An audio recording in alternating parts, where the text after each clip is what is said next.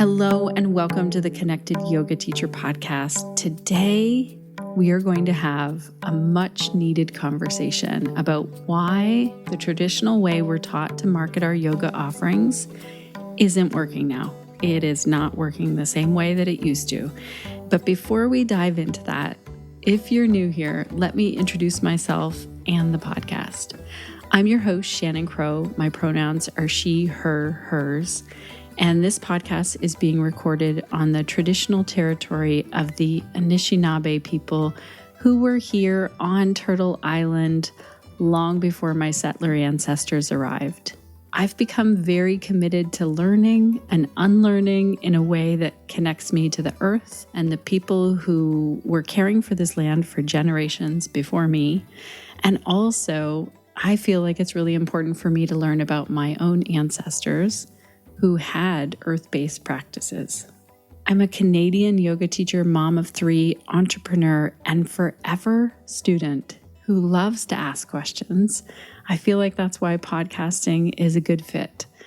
And most of all, I love that we get to hang out while you're doing whatever. Maybe you're walking or cleaning or driving or doing your bookkeeping, I don't know. All of the things that you tell me that you're doing when you're listening to the podcast, it makes my heart really happy. And it especially makes my heart happy that we can learn together, like in today's episode. And this podcast was made for you, the yoga teacher, because I get how it feels to leave a yoga teacher training and be out in the real world as a yoga teacher. And a lot has changed quickly for yoga teachers. And that's why I wanted you to have a place where you could connect to other yoga teachers, a supportive community, ideas, and information. And the main goal is to have a place where you can come and have a listen at any time at your own pace and learn and feel supported. Returning listeners, thank you so much for being here again. It means so much to have your support of listening to the episode. I know that your days are busy and full, and so for you to spend time with us here for each and every episode, it means a lot. Today, when I looked at the episode number 375, I know some of you have listened to every single episode that we've put out, which is amazing. 375 episodes we've been hanging out together. If you've listened to all of the podcast episodes, I want to hear from you.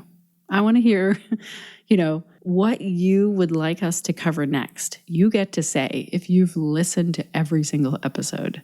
Thank you to our sponsor for today's episode, OfferingTree. So many of you already know that I use and love this software in my own business. That's why they are here as our sponsor, because I only talk about things that I use and love, and I use this and I love how it automates everything from bookings, payments, Zoom links, reminders, and so much more. And we have a special discount code for you because you're a podcast listener, and that's over at OfferingTree.com/Shannon. Today's episode is also brought to you by Summer Biz Camp. This is being hosted by Tristan Katz and Brooke Monaghan, who are the guests that we have on today. And Brooke and Tristan have no idea that I'm even talking about their event on the podcast. It is not a paid sponsorship. It's just a thing that I want to tell you about.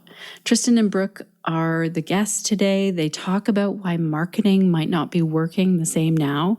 And if you have a listen today and you're like, oh my gosh, I want to work with these two people further, I highly recommend checking out Summer Biz Camp. It starts June 26th.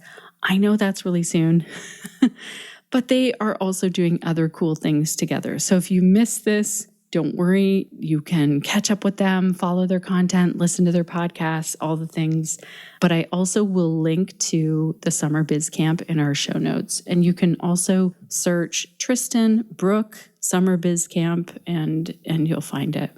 And lastly, today's episode is also brought to you by Pelvic Health Professionals. And I shared some big news about pelvic health professionals in our previous episode, that things are changing as of August the 1st, 2024. And I just wanted to give you the latest update about that because I'm thrilled that 8 of our pelvic health professional members are interested in taking over the business.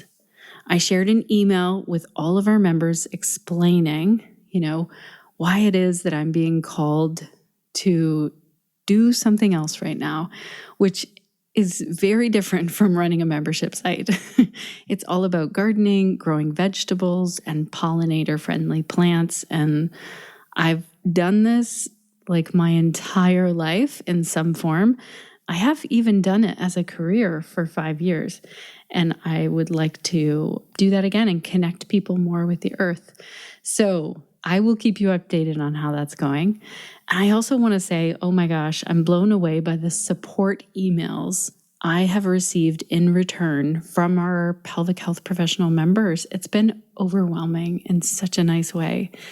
And if things work out, I think they're going to, then pelvic health professionals may stay open and running. I'll keep you posted for sure here on the podcast how that goes. Let me know if you have questions, because I know that many of you have transitions in your business, and it is nice to know that someone else is going through one of those. So I'm happy to answer questions about that. Just send them in and I'll answer them as best I can. If you do want to jump in to pelvic health professionals, you still can, and you can join and learn the most up-to-date pelvic health information.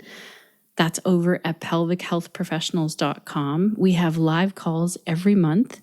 We pay the guest experts, and I'll tell you what we've been doing in there, what calls are coming up, and what call we just did later on in today's episode. So visit pelvichealthprofessionals.com if you want to sign up and check it out.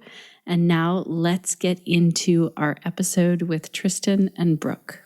First, I want to say the last few years have been a time of immense upheaval for many of us personally and collectively as a local and global society.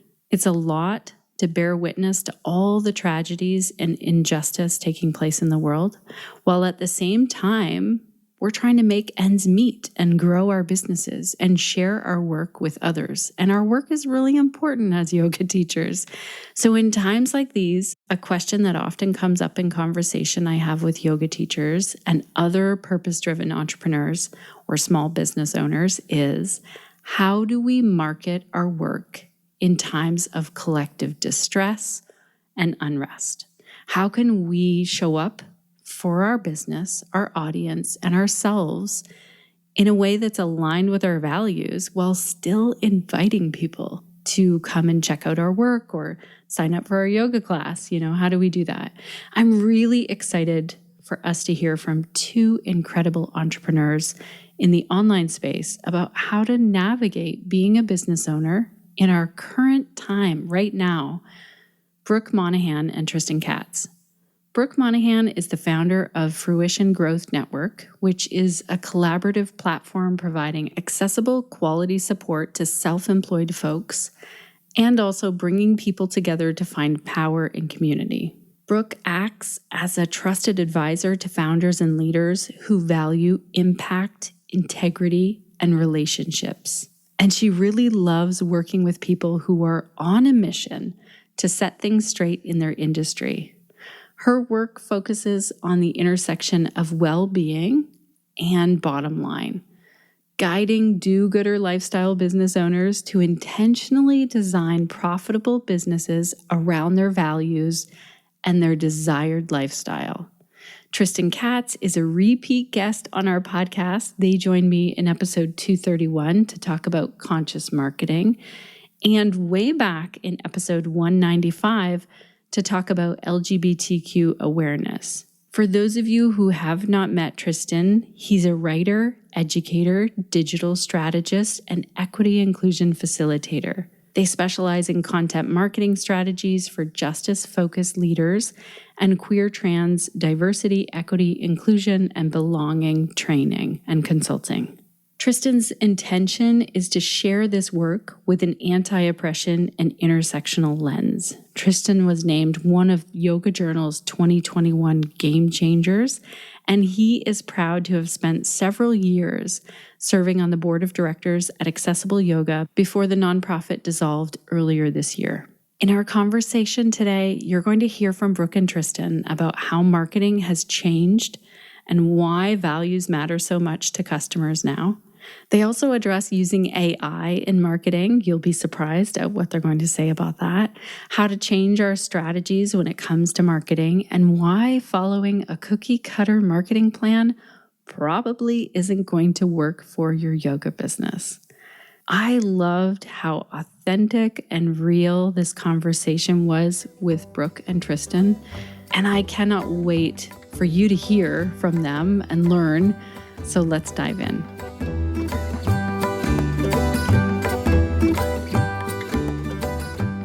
Welcome to the Connected Yoga Teacher podcast, Tristan and Brooke. It is amazing to have you both here. I am really excited about this conversation that we're going to get into today because, well, personally for me, it's really good timing. Sometimes this year I've been like, what the heck am I doing? Why? I don't even feel like I want to create like a marketing funnel or whatever. I'm having a hard time, telling people about my things. That's what marketing is, and inviting people. So I'm excited that we get to dive in. But before we do that, can you both tell us what's the work that you do? Who do you do it for? Maybe like exciting things coming up as well. Sure. My name is Tristan Katz. My pronouns are they, he, and I think this is my third time on the podcast. So I feel really honored. And like I need to put that somewhere, like 3-time guest on the Connected Yoga Teacher podcast, It's good to be here again. I'm an equity inclusion facilitator and a digital strategist. I mainly work with yoga teachers, though I also love working with anyone in wellness in general. And then I'll also work with anybody running an online business. Like I'll work with anyone really, but I get lit up supporting yoga teachers. And I usually specialize in content marketing, and business strategizing. And then I also, another, arm of my work is offering queer and trans equity inclusion education, and consulting. And I know that my co-collaborator here, my co-conspirator here will share more about her work, but we have a few things that we are working on together right now, one of which is a podcast called Reimagining Online Business, where we're addressing what's happening in this moment. And then we also have a summer Biz Camp that we just put out into the world, and we'll share more about that, I'm sure, as we get into the conversation. I'll pass it over to you, Brooke. Thanks. My name is Brooke Monaghan. I use she and her pronouns. I am currently I'm using the title business coach. Over the years, I've moved through so many different titles because there's different things that I've done. But right now I'm sitting with the title business coach. I primarily work with people who I call alternative leaders and founders. So people who are kind of seeing things differently in their industry, on a mission to set things straight and do things a bit differently. And in this kind of iteration of my work, I'm really focusing on foundational business design, business models, offer development, and messaging as this 3-part thing that comes together to create a really strong foundation for your business. And I think is really essential for any of the marketing efforts that we focus on to actually pay off for us in a way that is meaningful and in line with what we actually want. So yeah, it's been fun coming together with Tristan on Biz Camp and on the podcast because it's it's a nice, I feel like with those 3 things plus the content marketing and the marketing strategy together, it's like having these conversations around really robust business strategy. And then also bringing in where we currently are in 2024, which is so different from the past few years, has been a lot of fun. So I'm excited to be here. Give us some details on the podcast. Is it released now? Because I feel like I just want to go and subscribe. Yeah. Yeah. We've got, at the time that we're recording right now, we have 2 episodes out plus a trailer. The trailer's fun. You got to listen to the trailer. Also, you have to listen to every episode all the way through to get to the bloopers at the end. So just, but yes, there's 2 episodes out. It's called Reimagining Online Business. It's wherever you get your podcasts. And I think the first episode was about, just generally speaking, what the hell is going on with entrepreneurship in 2024. The second episode was about the value of making it easier or easy, not just for yourself, but for your clients, and what we mean when we say that. And we're going to go into marketing, content strategy, some of Brooke's area of expertise around offers development, like all of this to meet the moment we're in. That's the podcast, and it's wherever you get your podcasts. And if you go to reimaginingonlinebusiness.com, you can learn all about podcasts, but also Biz Camp. It's all in that one spot.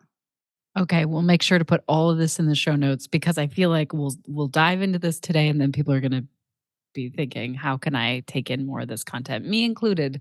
So you two have a real pulse on like the yoga, health, and wellness world right now, online businesses and marketing.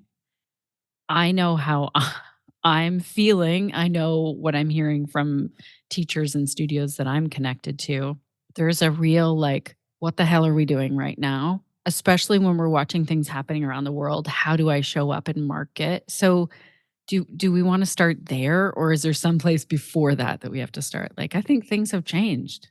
Yeah, things have changed a lot. So this is another reason why this is so fun coming on here with Tristan, because I tend to come at things from a very like nerdy, like business kind of angle. Not that Tristan doesn't, because we nerd out over it all the time, but I think Tristan has more of the in the room experience with yoga teachers. So, we taught a class together, a workshop together called Reimagining Marketing for 2024. And leading into that, I, of course, went into like, let me find all of the big marketing companies that like make a bunch of money off of creating these marketing campaigns for these larger companies, and find what they're saying the trends are in 2024. Because while I don't generally trust people who are all about just trying to get people to give them money, I do trust that if that's how they make their money, that they probably have a pretty good sense of what is actually working in 2024. And some of the things that we found were really interesting, and I found to be kind of a relief. The main thing being the way that consumers right now are looking to see companies' values to make their buying decisions. It's really important right now. People are considering values in a way that they never considered them before, and are willing to completely stop buying from somebody the moment that they get even a whiff of not being aligned with their values. And so for those of us who are really values-led business owners, right now is an opportunity to like lead with that more than ever. The other thing that I found really interesting was that while we have all been kind of scared about the rise of AI, I found that Google is starting to bring things to the top of the search rankings that are more human and include more story. Because Google knows, so this is where I'm like, who do we trust? But like, what are we trusting them for, right? I trust Google to tell us what people are looking for, because it is how they make all of their money, and they're making a lot of it. And so what we're seeing is if AI can pump out really generic, basic blog posts and articles that are like 5 ways to do this, or the things that you need to know about doing this. If AI can do that, then what's going to start to happen is people are going to be able to start to sense when something was just created by a robot, and are going to be valuing even more content where people are locating themselves more. People are talking more about their actual experience with a thing. People are talking more about their struggle with a thing. People are basically proving that they're actual human beings. That's where consumers are starting to actually feel more comfortable. So there's so many things that I could say about where we are in 2024, and I'm going to give Tristan a chance to actually jump in on this conversation before I just like rant for the next half hour. But one thing that I will say for sure is that I think that in 2020, when a lot of people were taking to starting their businesses online, people were more used to running their Instagram accounts as like a personal kind of account and telling a lot of story and sharing a lot about their day to day and talking a lot about themselves. And I think that we sort of were trained out of that and told no one cares about you. They care about what they're going to get. Stop talking so much about yourself and start talking about the person. And then we got really good at that. And now so many of us are trained to like just talk about the thing and boil it down. And now we need to like bring some of that back and start to lean more into who we are as people and what we value. So that's the first thing that's the first little thread that I'll start to pull, but I want to pass it off to you, Tristan. Yeah, I love how Brooke's like, here's what we got to do. Like, here's what's happening. This is, and I'm like, the thing that I'm really struck by through the conversations that Brooke and I have been having, like it on the podcast and that we're co-facilitating, co-hosting, but also like in preparation for the work that we're doing together, is this obvious thing that is right under my nose that I'm just now starting to integrate, which is this.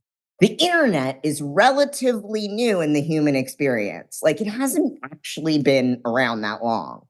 We haven't actually been online, like through different eras of human life, right? So we're in a new era now. This new era, this like 2020 era in which a global pandemic has occurred, right? Is still occurring, which is kind of mind-blowing. We saw in 2020 the BLM uprising and reckoning in some way, shape, or form with racial inequity and systemic oppression. The moment we're in now in 2024, witnessing multiple genocides and seeing them on our phones, right? Anytime we open the media or social media, this is what we're being met with. Many of us, I'm assuming. I know we can look away and we also can't, right? My point is, there was a time when what was happening in online business as a relatively new thing that humans did, it was new to run a business online. This was the way we did it. This is what Brooke and my mind is blown. This is the way we did it. You started by creating a lead magnet for your newsletter list so that you could get random people that you do not know in the door in your email list, right? That was how it worked. There was no other option, actually. And it was like, okay, so where do we talk about our email list? Okay, I guess I have to go here, here, and here. I will go on social media. The latest app is Instagram. Okay. Oh shit, now I need to be on TikTok. Do I really need to, this is the pace, right, at which things have been going. Well, now we're at a point where I think we need to reevaluate all the things that have been taught as things you must do to convert, to bring in new students, to bring in new clients. And we need to think about what's actually working to meet people where they're at in this moment. And it's what I hear Brooke saying, one, is it's not more sales-focused marketing.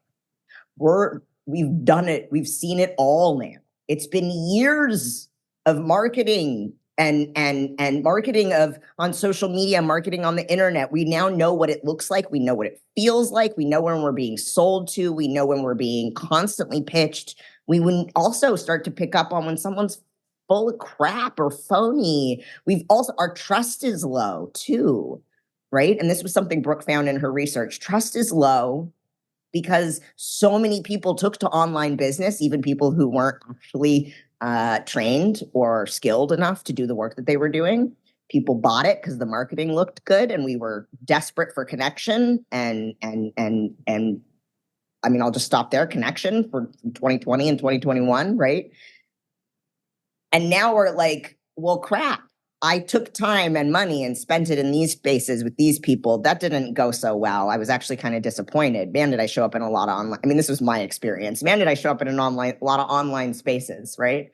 And And not all of them were actually delivering on what they said that they were going to deliver. And so trust is low. Engagement is also low across like the whole board, not just because it's hard to engage with the internet when there are multiple genocides happening, but I think this is also just like a natural consequence of being on the internet, being overstimulated. Our brains are literally being changed by algorithms, right? Like, we're responding as humans. This is the new era. So what does it look like to show up in the new era, right? When we've gone through all of this in the last few years, when we're in this moment, and when we can't afford to be silent anymore. Like I don't think we could ever afford to be silent in our work. And when I say silent, I mean about like socio-political issues, human rights issues. I don't think we could ever afford to be silent. I think many of us managed to stay, quote, neutral. There's no such thing, right? I mean, if anybody's familiar with the work of Michelle Cassandra Johnson, who's been on the podcast, there is no such thing as neutral. And right now with the genocides happening, there's no such thing as neutral. Come on. So we have to overcome the fear of speaking, because we have to show up as humans in our work to reach humans who are tired of the internet, So good. Oh my gosh. Thank you for that summary of like, yeah, all of that's been happening. We've been seeing all of that. It's bringing to mind, like, even today, we get a lot of podcast pitches. And I thought, I need to change our page now. It needs to be very clear from like, as soon as you get to that page, like, here's your checklist. Like, if you, if you can't locate yourself in the wheel of power and privilege, and if you're not willing to like talk about political issues, because we're all living in human bodies and our entire life is political, and then it won't be a good fit for anyone on the podcast. Like, it won't be a good fit for our guest, especially if they haven't listened to an episode. They're like, wait. And I'm looking around for that, and I'm looking for that in businesses. I want to support like a local artist or a local farmer ahead of a giant corporation that I don't trust. I don't know where my money's going at this point. So I feel like that as a consumer. As a marketer, I feel like yesterday, Sean and I were driving and I was like, what happened? I used to be like, okay, I'm going to create this sales funnel. Here's my lead magnet. Da, da, da, da, da. Here's my whole plan. I used to do calendar on the wall. I did billions of hours of, maybe not billions of hours, many, many hours of podcasts dedicated to like growing your business. And here's one person, they did it this way. I'm not saying we're going to throw all of this out, but sort of. I think we have to re-examine it all. Well, one of the things that Tristan and I have been talking about, and we brought it up, I think in the first, maybe we've brought it up everywhere we've been, probably, is this concept of doing business with people instead of doing business with the internet. I think that there was a time where it was like, we came in and we were seeing all of these people teaching what you do. And then like students, we like sat down and we like had our checklist and we checked it all off. And then we watched the money come in and we were like, oh my gosh, it works. Now I'm motivated to keep doing it. And I think along the way, a lot of people lost sight of who their people actually are. And part of the problem is that we're learning this. We're learning how to do this from people who have huge followings and really are playing a numbers game. They're not keeping track of who these people are because they probably have a huge team. They are not even in the room with these folks, right? We are running different kinds of businesses here. We are running the kinds of businesses where we have actual relationships with these people. And I think that one of the things that we've been trying to really help people see is like, it is no longer strategic to just follow the rules of what you've been told you need to do in order to grow your business online for a couple of reasons. First of all, those rules are outdated, especially if you're learning it from somebody who's really established. They might have done it that way. They probably did it that way in 2020. We're not in 2020 anymore. If your audience is not the same size as their audience, it's not going to work the same way. You are probably running a totally different kind of business. And the most strategic thing that you can do right now is think critically about who your people are that you find yourself in the room with, that you have these relationships with, and think about where are they actually at today? Like, what are they actually looking for today? What are they actually going to be able to even take in? How are they making decisions? What do they need? Because that is the thing that is actually going to allow you to stand out right now. And I don't want to say that like the reason to do all of this is just for the money, because the reason to do all of this is because we care about running values-aligned businesses, right? But what I do want to really drive home for people is this is actually a really cool opportunity that we have right now, because what we are seeing is that we are no longer having to choose between running a business like a human being and showing who we really are, or doing it the right way and making money. They have converged. The Venn diagram is overlapping in a huge way right now. And so we need to kind of like reclaim some of that and stop telling ourselves that story and remind ourselves that we can actually be our own best strategists right now by no longer outsourcing and looking to what's the right way to do this, and instead thinking about, okay, what was working before isn't working anymore. Great, I don't have to do it anymore. Who are my people? What do they want? How are they feeling today? What are they looking for? How do I create connection with them? What do they really need once they walk through the door? Do they need the standard kind of offer or the standard kind of thing that they're used to from other times that they maybe walked through the door for a similar kind of class or whatever it may be? Or do they need something else right now? Right? And how can we provide that so that we can be some of the first people to like lead the way of like running businesses as human beings and really meeting these folks where they're at? Yeah, as Brooke is talking, I'm like, oh, look, we can be, and I will speak as a yoga teacher. I will say, I have taught yoga. I have more than 1,000 hours of teacher training under my belt. So technically I'm a yoga teacher, even though I don't currently teach yoga. But let's just say I'm a yoga teacher. And I hear Brooke saying, think about where your people are. Think about where your students are. Think about what they need right now. Look, I can go into an asana class and have my sequence, right? And be like, first we're going to do this, and then we're going to do this, and then I'm going to get everybody into some version of this, and it's going to be so cool. And then I can come into the room, and the people in the room I'm checking in with them as they're walking in the door, and everybody's freaking exhausted and grieving or angry or stressed, or I can see that they're not making eye contact with me, or that they're juggling. Like I am taking the pulse as people are walking in the room, right? That is, I think, part of my responsibility as a yoga teacher is to see where the students are and to imagine what they're coming in with, and to not just project onto them this Ashtanga sequence or whatever it is that I've created, but to meet them where they're actually in the moment. Now, I might not really know, right? Because I'm one person, it's a group of people, but I can pick up on subtle things and body language. I can feel the pulse, and not to mention the fact that as somebody who's been in my body practicing for a really long time, I am sensitive to this stuff, right? Like I'm checking in with myself. What am I coming in with as the teacher today? Because if I'm grieving and angry or whatever it is, I'm sure other people are probably too.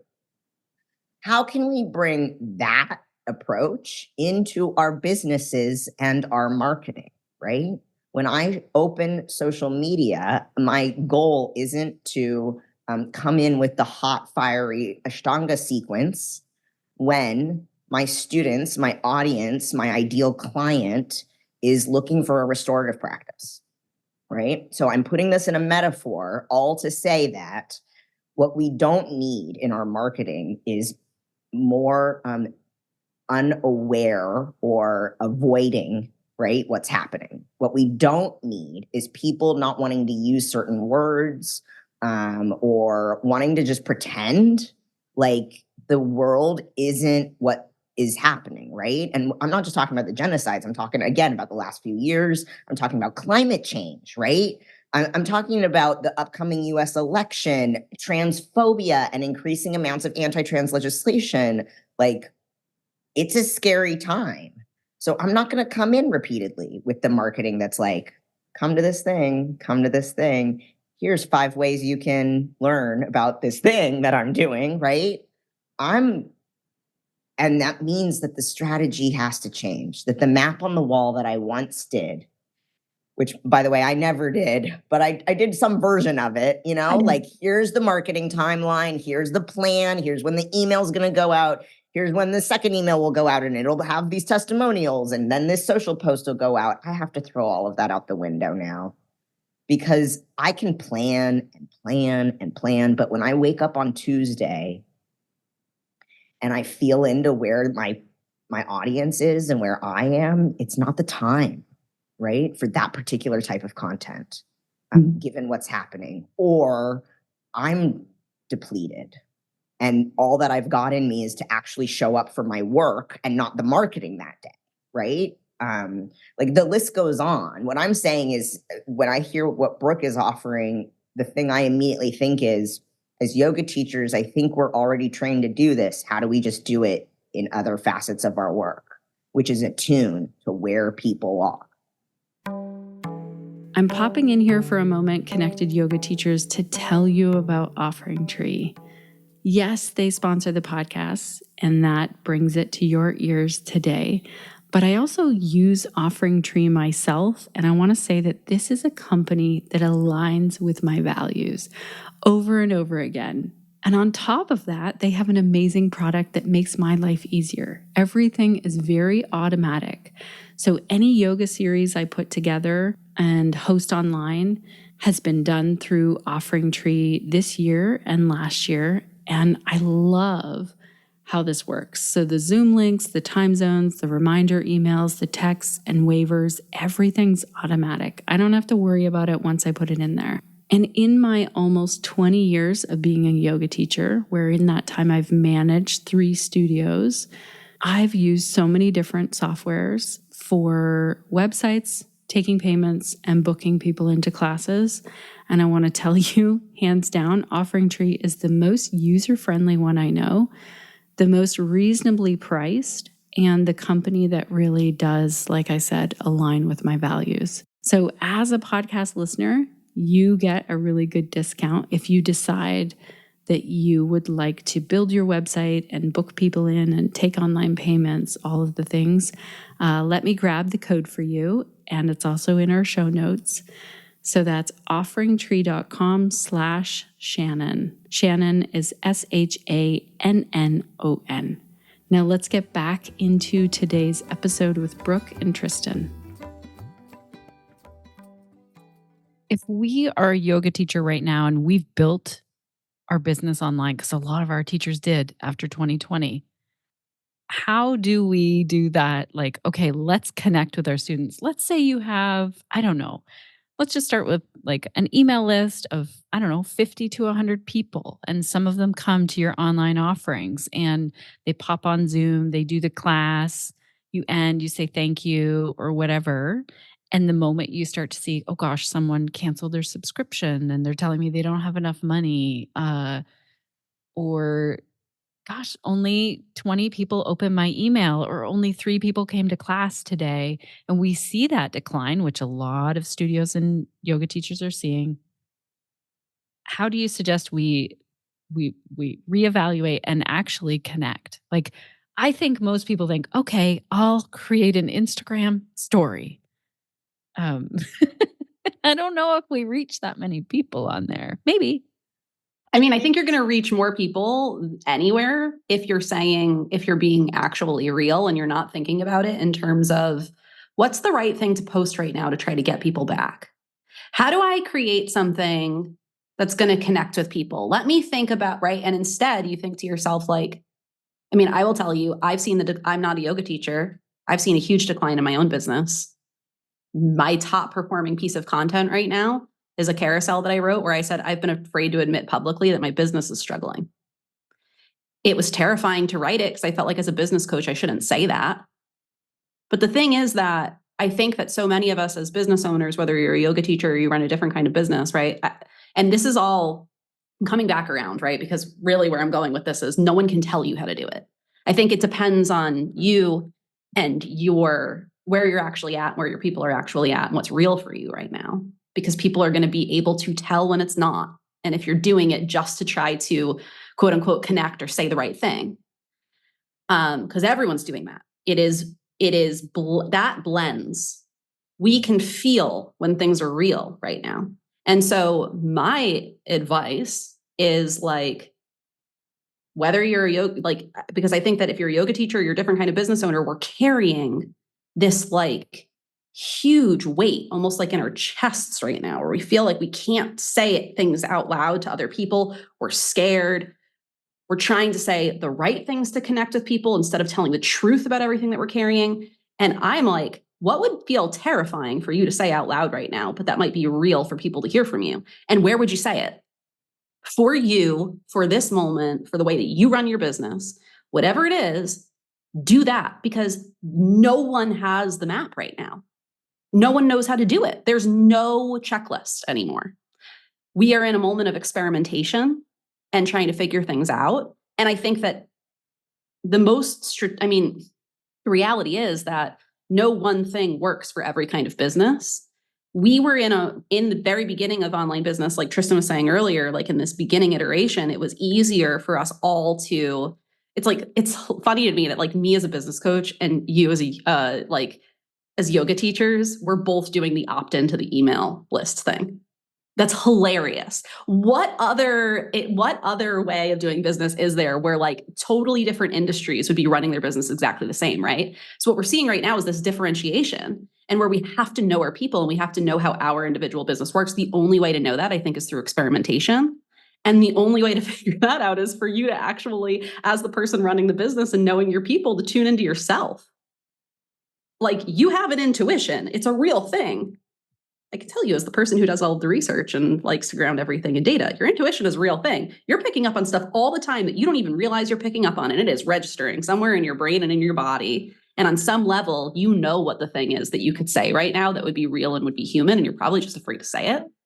And I think the thing I will offer to complement that is there was a time in 2020 and 2021 especially where I found that I could post about an offering, a workshop, a class, whatever, a training once, and it would lead to a registration. It wasn't like every time I posted, it secured registrations, but it was happening. And when I'd post again next week in a different way, it would happen again. Something else is happening now. Okay. Gone are the days of one post leading to this many students in your class, right? It is some other elusive thing. It's not, you can't say if I post about this thing this many times, I know it will be effective marketing, right? I think that, because I really don't know. My business is struggling too, to be clear. And I want to also comment on like, look, if my business is struggling and Brooke's business is struggling and most yoga teachers are like, look, okay, entrepreneurs are struggling. That's probably safe to say right now. Yoga studios are struggling, right? And what success, I'm putting that in quotes, might look like now is different than 2021, right? In 2021, if I got 20 people into a workshop, I was like, I think I can do more though, right? I think we can do better. Where's 40? I want 40 next time. And now it's like, if I get 20 people registered, first of all, wow, 20 people registered. And second of all, I bet you money I don't see half of them. You know what I mean? So what I'm saying is, I think it's some other elusive thing that has to do with staying consistent in terms of how visible you are, in terms of how much you are reminding people that you exist in the work that you do. And by the way, we need yoga just like we did 5 years ago, just like we did a year ago. It's not like we stop needing what you're offering, right? So just remember, like when I first started charging for my work and I was working with yoga teachers, and I said to my therapist at the time, how can I charge yoga teachers? They're like providing healing for people. I can't charge them. And she was like, you pay me for your healing. And I was just like, right. We need this. We need what you're offering. We live in capitalism, goods, services, money, right? We need what yoga teachers are offering, which means we need you to be talking about yourself and what you're offering and your values on a regular basis where people can hear you. Regular and consistent doesn't mean constant, right? If you're trying to post every day, you're going to burn yourself out. And that's not what we as an audience need right now. We need really like thoughtful, impactful, meaningful content. We need things that are going to prompt us to reflect or pause or serve us in some way or move us in some way, right? We don't need more empty content just for content's sake to be visible, right? We know when, like Brooke has been saying, we know when that's happening. So I think it's some mix of like, be visible, to Brooke's point, where you're adept at being visible, and stay there regularly. But that doesn't mean every day. Right? So what does that mean for you? And by the way, it's a lot easier to be consistent when you're not trying to force yourself to do it the right way and you're allowing yourself to show up and be real. So if you're listening to that and you're like feeling this pit of dread, like show up every day, not like you used to though. Not like we've been told to, not where it's like, I have to have the plan, or you're not saying show up every day, but I mean like show up consistently, right? Like I think that there's a version of consistency that we imagine where, again, it's like we're constantly having to pull ourselves out of like, right, but not like that. Consistent where you're being a real person, which might mean that you show up one day and it's something like you would never have posted a couple of years ago because you're being really honest about where you're at, or you're showing yourself in a different way, right? But it's real to where you're at and you're not trying to put on something to put out the right kind of content. I want to say one more thing on this too. It makes me think about how when Reels first came out on Instagram and how everybody was like, well, crap, now I've got to dance. I've got to dance and I've got to point to cute text and like blah, blah, blah, blah, blah. And that worked actually for a lot of people. Well, guess what? We've seen it all now. We're tired of the dancing and pointing. I don't want to see it anymore. I mean, every now and then it can be cute, but it's not what it was when it first came out as a space or as a function of the app or as a content theme or content trend, right? The trend changed. So like what feels good for you now and what trends are happening is something to pay attention to, but in a really like low key, loose, non-attached kind of way. I mean, the real takeaway, apart from all the things we've been saying about like, be a human, be consistent, but not constant, share your values. I think there's also something to be said about the fact that our attention spans are really limited. So you got to catch people quickly. Yeah, if you jump on the trend and you don't make it your own, you are literally just going to become the background noise of that trend. Like, congratulations. You're now one of the like 100,000 people that made that video, and one of the 100,000, one of the like, 99,999 of them that no one noticed because they're now noticing the one who's now making fun of the trend. The music is behind them but they're doing it in a way that is like totally their own and spoofing on it. You know what I mean? Very true. Very true. I remember like watching my Instagram stories and then an ad came through, Amy Porterfield dancing around talking about how she made $11 million last year. And I was like, we are blocking her now. Like, I don't want to see any more of that. I was like, the most out of touch ad hitting my face was just sent me into like rage blocking a long time ago. And I'm really happy that we're at the moment of rage blocking Amy Porterfield, by the way, instead of being like, oh my gosh, really? Wait, could I do? And then getting sucked into the funnel, right? This is the beautiful part of the moment that we're in, we can observe our own behavior and see the way that we're not getting sucked into like the bullshit anymore. Right. And so this is why I'm like, it's really hard. Trust me, this is not fun. And it is an opportunity to be like, oh, all of these people who I was watching doing this way, and it didn't feel right to me. There is no reason anymore for me to have to force myself to do it that way. Like I rage blocked Amy Porterfield so long ago, and I'm so glad that people are joining my side. I'm also just thinking about like, okay, yoga teachers. So let's say you did your teacher training and you go start teaching yoga classes at a studio, and they're pretty generalized, you know? Like, I think that many yoga teachers over the course of their training or teaching career start to specialize in things over time, right? Like this thing really lights me up. I want to work with this population, or I want, even if it's the freaking, super physical focused teachers, they'll be like, I'm going to teach arm balance workshops all over the country, like there's a specialty. Well, what's your specialty? And I don't mean in a salesy marketing, you've got to niche your way into yoga. What I am saying is, how do we set ourselves apart in the work that we're doing when other people are doing it?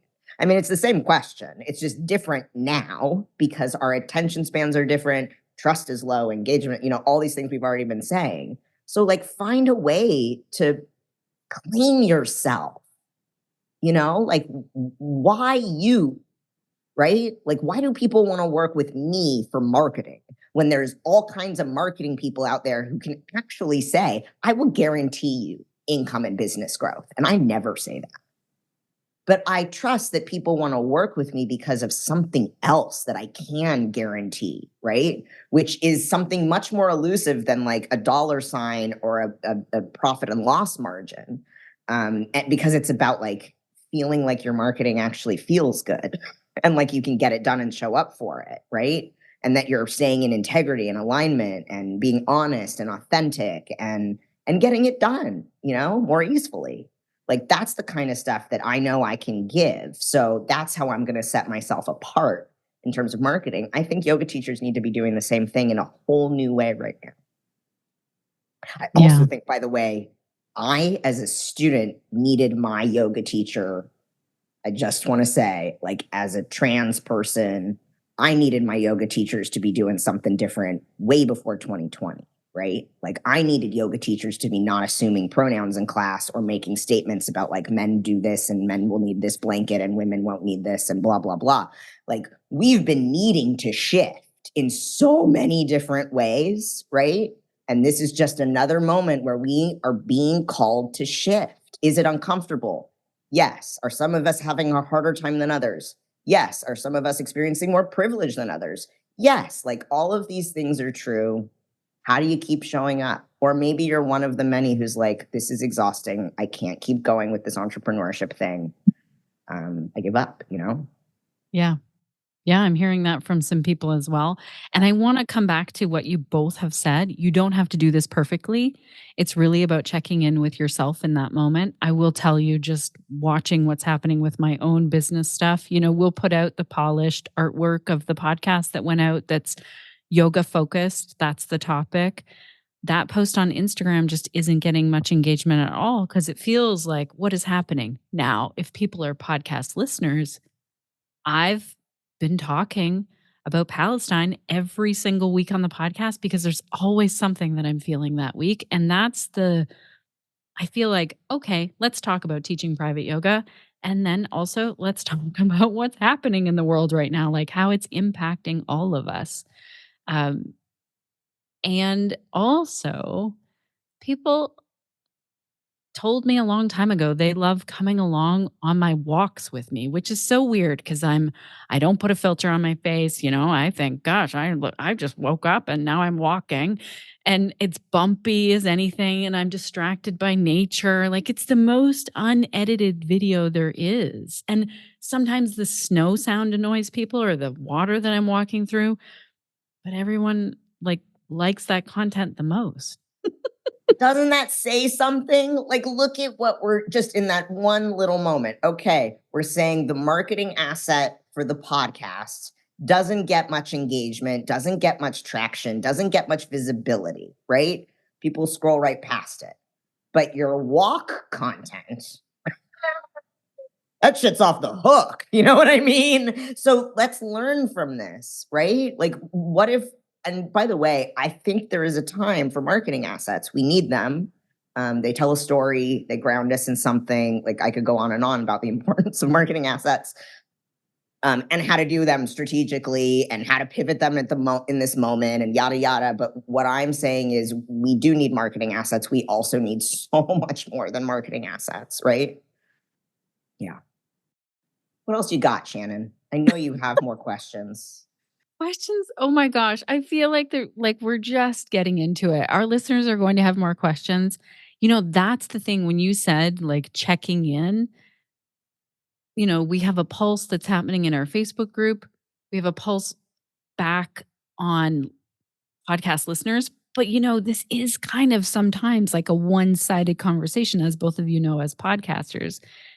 So I would encourage our listeners, tell us what the questions are. Like, post them in the show notes, in the comments there, because we can just do another interview.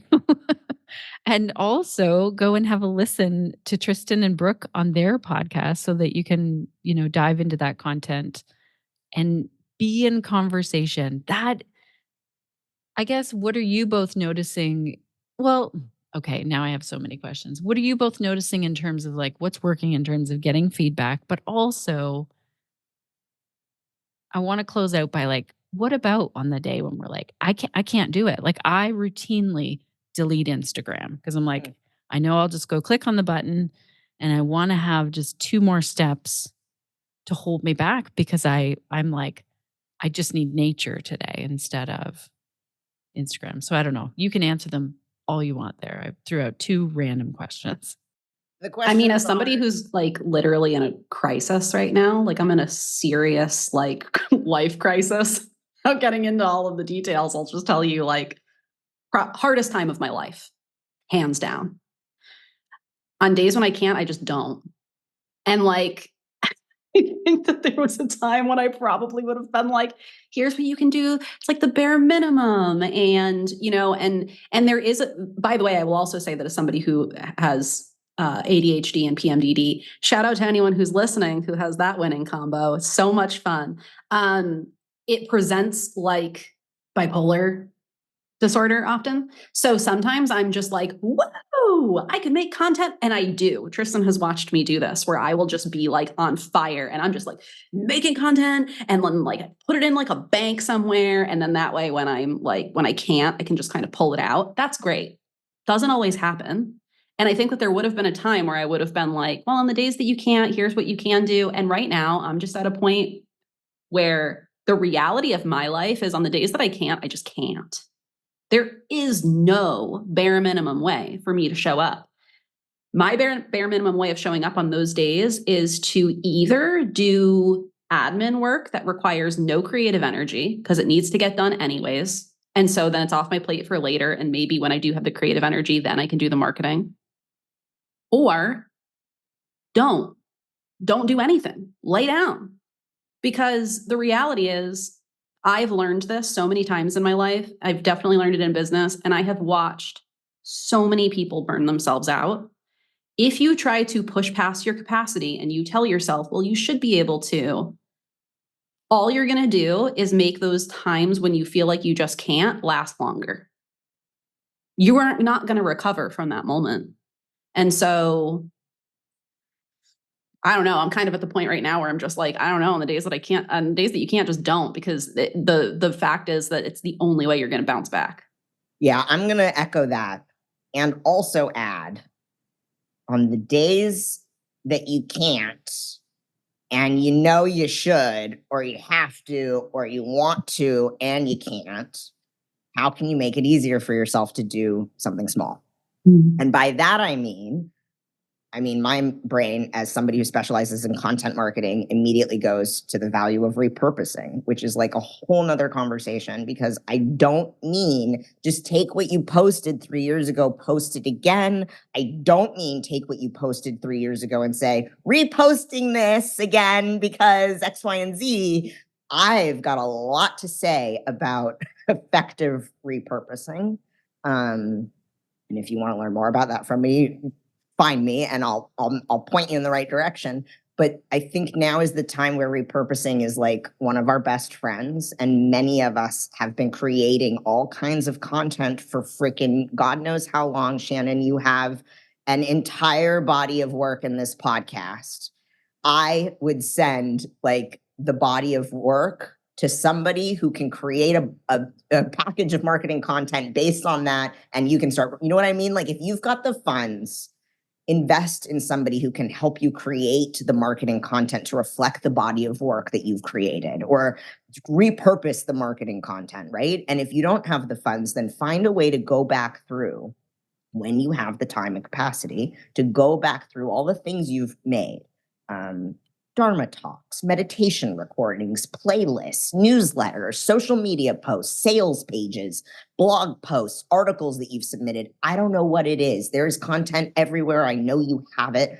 Find it, start reusing it so that you aren't just waking up and knowing you need to make something and you're not sure what to make and you're depleted and tired. You've got stuff that you can source from, your own stuff. Right? I think that is really key right now to make it easier. And I also, by the way, the last thing I'll say on this is like, we don't need more fancy polished graphics. That's not where we're at, you know? I just think that there's no need to spend a lot of time making something look a certain way when like people are not going to see it.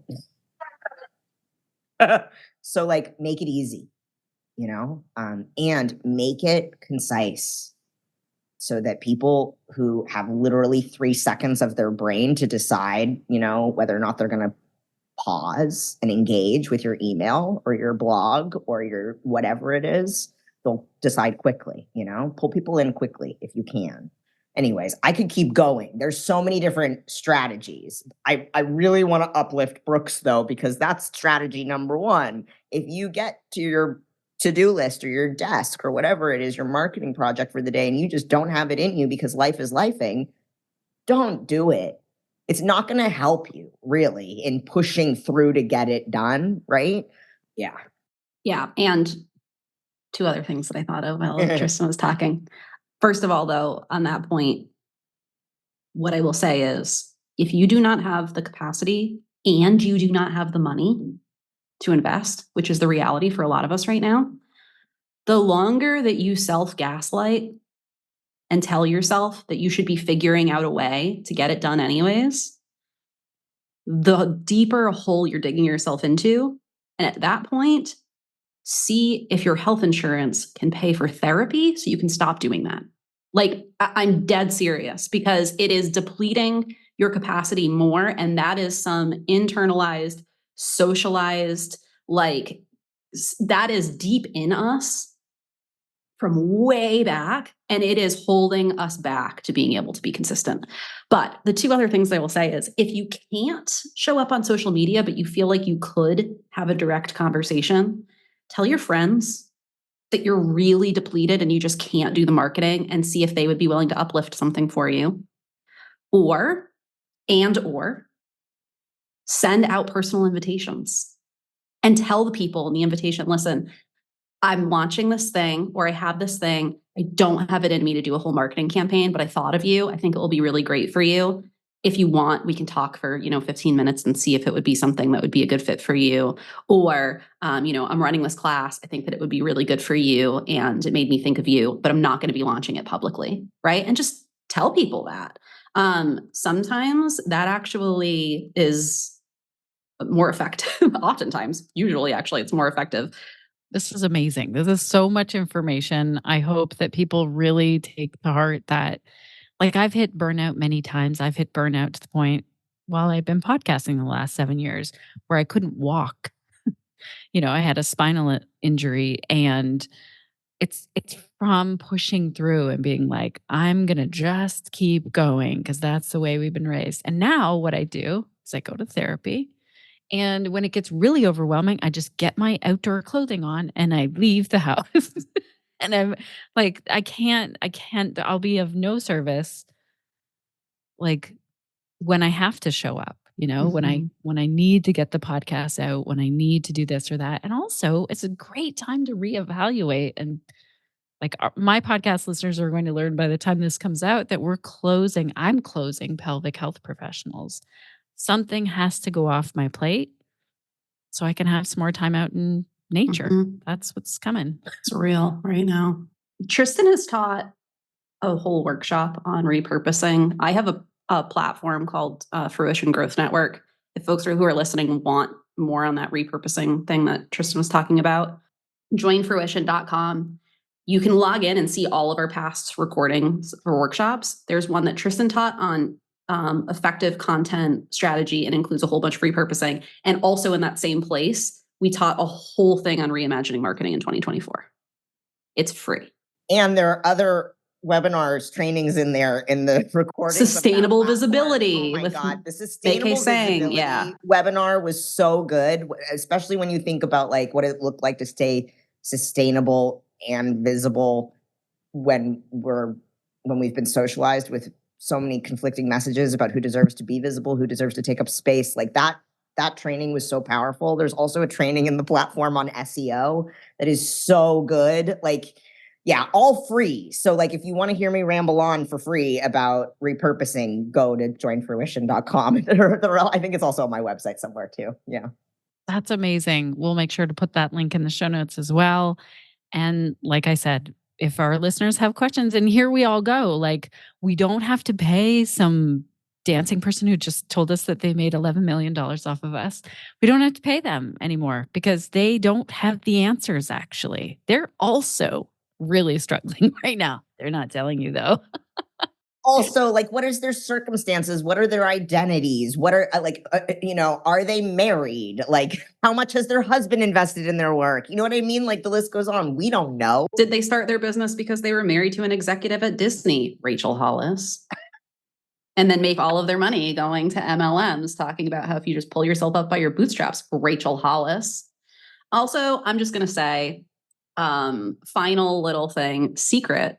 If you think that the Jenna Kutchers and the Amy Porterfields of the world are actually making their money the way that they're telling you they're going to teach you to make your money, I have news for you. They're making their money on affiliates. They are like, Amy Porterfield forever was like, I use Kajabi for everything. Go and get on Kajabi. And listen, if you went and you signed up for the newsletter, you could see for yourself, it was not on Kajabi. It was not on Kajabi. And it was just an ad on the podcast that had all of these listeners. She is not making her money off of her email list in the way that she is telling you that she is. Amy Porterfield, if I ever get a chance to ever be on like any HubSpot podcast network podcast, they're not going to let me on because of the amount of shit that I've talked about Amy Porterfield over the years. And at this point, I'm just doubling down. But it's also like, okay, look, all of this stuff is phony and fake and salesy and manipulative and disingenuine. We now know what it feels like. We've been seeing it. We've been digesting it. We've been trying to learn from it. Don't be that person. Yeah. Now's the time for us to recognize that like that doesn't work anymore. So true. So true. I got a chance to like see behind the scenes, meet one of the affiliates that worked with Amy Porterfield, learn the actual story of what was going on. I hope she's listening to this episode. I know she listens to our podcast a lot. Oh, really? No, I'm just kidding. I'm joking. And then, hi, Amy. We have your number. Yeah, right. And also, like you said, we really feel it now. Like I can feel it so much when it's okay. I also want to call out this whole block party that's been happening on Instagram because I've messed up my algorithm so much now by blocking like celebrities, I guess. and business coaches who aren't speaking up about Palestine that today I got an ad for luxury watches for men. I was like, yes, I'm like broken the algorithm. I'll take it because I'll never buy one of these watches. Oh my gosh. Okay. Thank you both so much for this work that you're doing, for being okay to disrupt all the way along, for speaking up long before I felt comfortable to speak up, like really for modeling how this can be done, how you still have, you're still here as entrepreneurs and you're making a big difference. Like, I feel like you probably can't always see the difference that you're making. Like I told Tristan before, I was in a workshop and then Tristan said free Palestine. And I was like, I have no idea what Tristan's talking about. I need to go and look that up. That was years ago and that made a big impact on things. So yeah, thank you both for what you're doing. Thank you for also saying we need yoga right now. We need these things. We also need to be paid for these services. Yeah. Anything that you want to say in closing, feel free to do that. And yeah. I'll just say, I don't know when this episode is going to drop, but if Summer Biz Camp, which starts at the end of June, is already happening, just know that I'm sure that we will be offering more collaborative things, containers, because we know this work is needed. And check out the podcast, Reimagining Online Business. Yeah, I mean, I could say an hour worth of additional things, but I'm gonna keep it wrapped up for now and trust that. Yeah, I'm down for a Q&A round 2. So if anyone has further questions, throw them our way for sure. Yeah. Also, I mean, yeah, that's the thing is like it helps us to know what the questions are, and I would also recommend when it comes to creating content and trying to figure out what kind of content to create, literally ask your students why they're coming to class right now. Let their answers guide you, Oh, that's good. That's good. Maybe we'll do a Q&A. We'll see. We're here for Connected yoga teachers, Love if you to. want something live, let's like put some comments and tell us. Yeah, ask the hard questions. Yeah. Yeah, do Like, it. The ones that you think you're not allowed to ask those. Yeah, I want to hear those. Yeah. The ones that are not concise enough, those are my kinds of questions. Also, I want to remind everyone, it's okay to do this messy. Yes. It's okay to like make mistakes, and just as long as it looks like you're trying to care for the collective of humans around you, it's okay. Yeah, you actually have no choice. Yeah. It's going to be messy. Yeah. Yep. You're trying to make it not messy, you're just not going to do it. So That's right. I recommend stop trying. Yeah. Thank you both. Thank you. Thank you so much.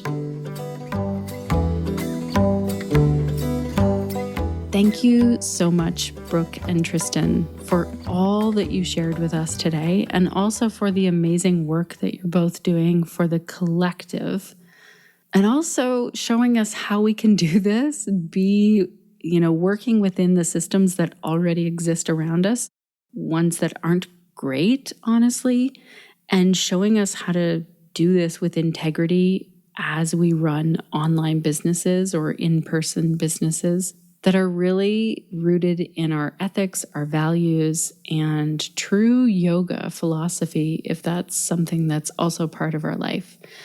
As I'm recording this podcast today, I feel like it's been a really tough week for the world. There was another massacre over the weekend in Gaza, and some of you might be thinking, oh my gosh, when is Shannon going to stop talking about this?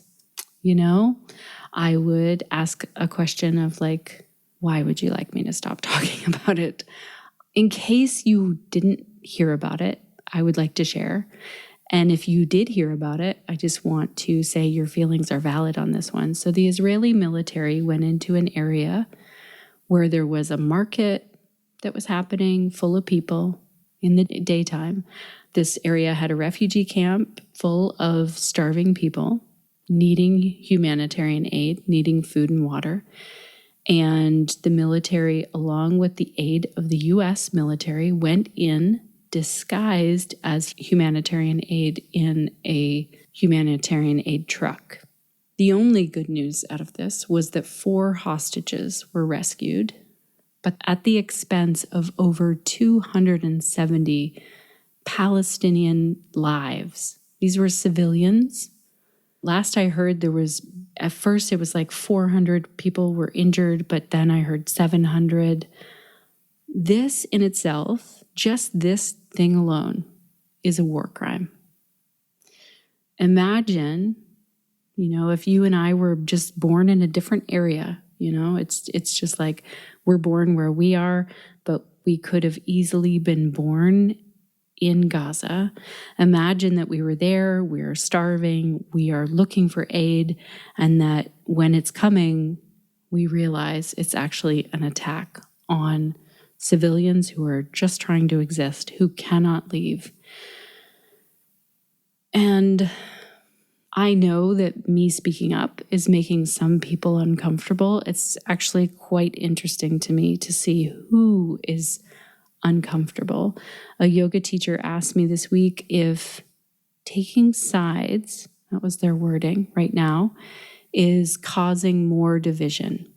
And that's a really great question, I want to say.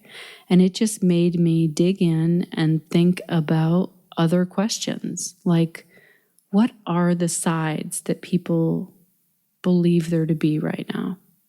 And so if you are feeling this in yourself, if you're feeling like, well, I really want to promote peace and I don't want to take sides because it creates more division, please outline for me what the sides are. And then also another question I have is, when is it our job to take sides and speak up? At what level of harm do we take a side, take a stand, and speak up? I'm guessing that if this friend of mine who reached out, this yoga teacher friend who said, is taking sides really helping? I'm curious if they would be saying the same thing if I was, speaking up against slavery or what happened to Jewish people during the Holocaust. What if I was speaking up then? So for me, it's really clear. I'm taking the side of, I do not think that innocent civilians should be dying. Like, it feels like I'm anti-genocide. That's the side I'm taking. So it feels strange to me for someone to say you're taking sides. I am in that case. I am taking the side of people should be free, equal, not living under oppression, and not being harmed. And that, it's been interesting. It's been an interesting thing to digest. I want to say that I'm still a little bit shocked sometimes when it's mostly white yoga teachers who are cis women who are the ones telling me, like, when you talk about this, it makes me uncomfortable, or I don't want to hear more about this because it's traumatic, or like, are you sure you should be taking sides? And so I'm also noticing, I want to say, my own reactivity to this. And that's something I can deal with, Yes, I have all my steps that I can take. I just donated this week to a really cool cause to help a family in Gaza. And I do need to call my rep again. He loves hearing from me. And there are lots of other things I can do. One of the things I can do is let my voice happen here on the podcast and on Instagram when I take my daily walks and I talk about how I'm thinking about the people in Palestine. I want to tell you that a friend of mine has a family member who just went to Gaza to help as a humanitarian aid worker. And she came back and told my friend, you can never imagine what it's like there. All that you are seeing online through your phone does not give you any indication of how horrible it is there. And so I just want to say, like, me speaking up for that, I feel like it is very odd to me when someone is trying to make me be quiet about this. Like, who is that helping if I'm quieter? The other thing I want to say is I had a really interesting conversation with a yoga teacher today who very much believes this is a genocide happening in Gaza and has been speaking out here and there about it, and who was saying, I don't know if I'm doing enough. And this is something that I hear from many of you. You see what's happening and there's this feeling of helplessness. I have felt it. Believe me, collectively, if we keep speaking up and we keep taking these tiny, tiny steps when we can, and then we take a break when we need to, and we lean on the collective, we can make a huge difference. So I'm right here in the muck of it with you. I care deeply for all humans around the world, and I know you do too. And I'm super grateful for that. Okay, that was long. This might be a long episode, but there was a lot I wanted to share. See, we're every couple of weeks now instead of every week, and I have many things to talk about. Okay, all of the show notes for today's episode are over at theconnectedyogateacher.com/374. Also, if you want to leave a review for the podcast, it doesn't matter what it says. Even if you want to leave a review and say, I hate what Shannon just said, that's great. It just boosts our reviews. Apple doesn't actually look at if they're good or bad. Go ahead, leave us a bad review. I mean, we love the good reviews. Go and check them out. We love to hear from our listeners. Okay, I do want to tell you that we just had an amazing call with Dr. Lisa Folden, and that call is available over at pelvichealthprofessionals.com. If you go to our guest expert page, you'll see that we just talked to Dr. Lisa about weight-inclusive fitness and wellness care. Oh my gosh, what an amazing conversation. I love this conversation so much. This is great if you have yoga students who are coming to you, telling you that their healthcare system or their healthcare workers or their physio or whoever is giving them outdated information about BMI, or like saying fat phobic things, or telling them that they need to lose weight in order to be healthy. That's all false. And it was really great to get the research behind that and talk to Dr. Lisa. Next call coming up is July the 15th. We're going to talk about anxiety and sleep issues in perimenopause. Thank you. Many of you have told us that you are perimenopausal or menopausal and you're having sleep issues and anxiety. So we're going to cover all these bases with Anne-Marie McQueen. And then July the 29th, we are having a call in there that is either like everything's closing or look at who we're passing things over to, and it will be a celebration either way. So visit pelvichealthprofessionals.com to join, to learn. You still have time to learn in there. And one other thing that I do want to say is a huge thank you to our amazing team over here, Suzanne, Crunch, and Sinead, for the work that they're doing in the world and also the work that they do to bring this podcast to you, dear listener. Also, you, dear listener, your time. Oh my gosh, we've hung out a lot today. We've taken a lot in. I would love to hear from you. If you've listened all the way to this point of the podcast, you can head over to our website and leave me a voice message. You can always leave me a voice message on Instagram. I love that. Or you can send me an email, reply to my email that I send out. Gosh, I need to send an email out. It's been a couple of weeks, maybe a few. I do want to hear from you. I want to hear if there's something that you'd like some help with, if there's something that I could learn so that I am doing better, let me know. And lastly, the question that I'm going to ask you, what will you be doing this week to stay connected to yourself, your yoga practice, and to your community so that you can share the yoga that lights you up?